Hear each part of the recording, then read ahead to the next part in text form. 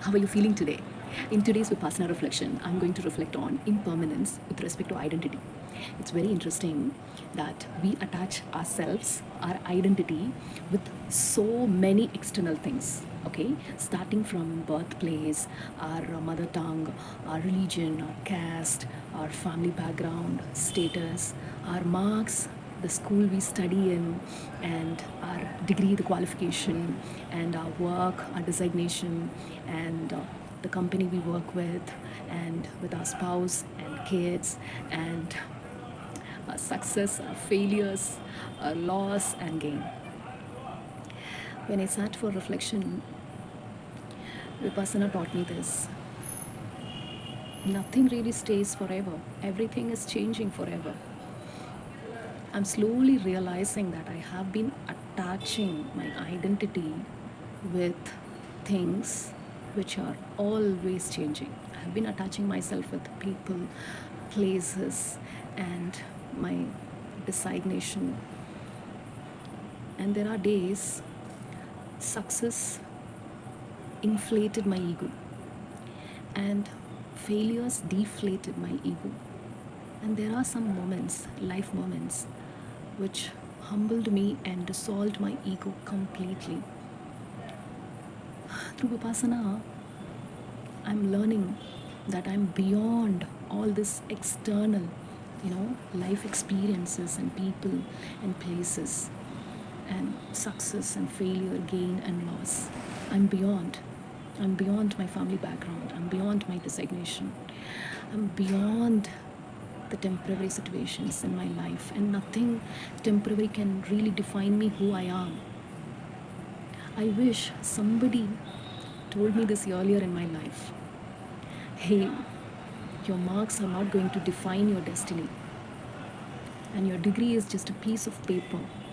Your skills matters, and your work is part of your life, just part of your life, and your relationships are also part of your life. If one person leaves you, or one person is leaving you, it doesn't mean that your life is over. And if you're failing in one point of time, it doesn't mean that you're a failure for the rest of your life. If somebody rejected you, some employer rejected you, or some person rejected you, it doesn't mean that you're not worth.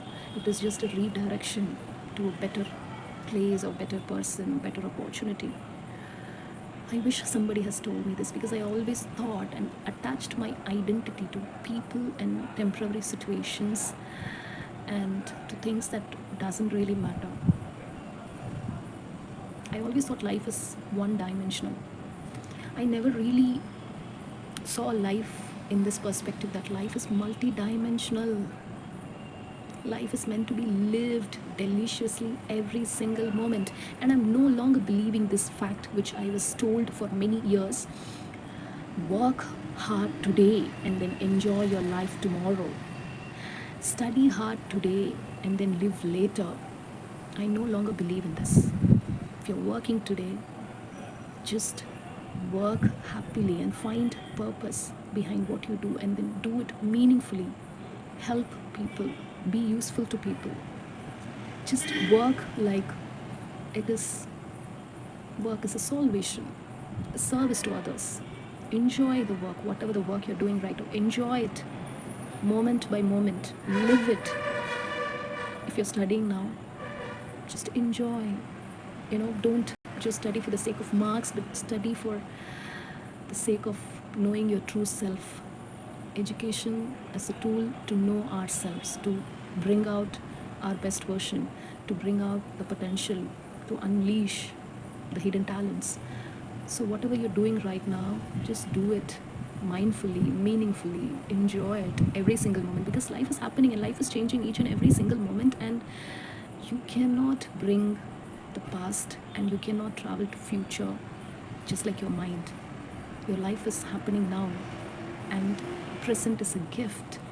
So live it and then enjoy your life. I wonder if nobody is appreciating, nobody is applauding, and nobody is approving, nobody is grading ourselves, if nobody is watching us, how much of our life choices would remain the same? Because for most of the time, I have lived my life for the sake of others, that others will see me and appreciate me for getting good marks, for marrying this person, for living in this big house, and for working in this company. So I was always, and it's really funny, I'm not into makeup, but for past few years, I put tons of makeup, okay? Especially when I got converted from individual contributor to a team lead who should be representing 70 plus engineers. I was like conditioned to look in a certain way. Nobody explicitly told me to put makeup and look a certain way, but I was conditioned to believe that if I do this, then I will become more valuable, I'll stand out, or I'll fit in. So through Vipassana, I'm slowly changing that narrative and slowly removing the layers of illusion that I was carrying so many years that didn't let me see my truth. So my question to you is, are you really living your life? Are you really living, being in your life, or you're just doing the life?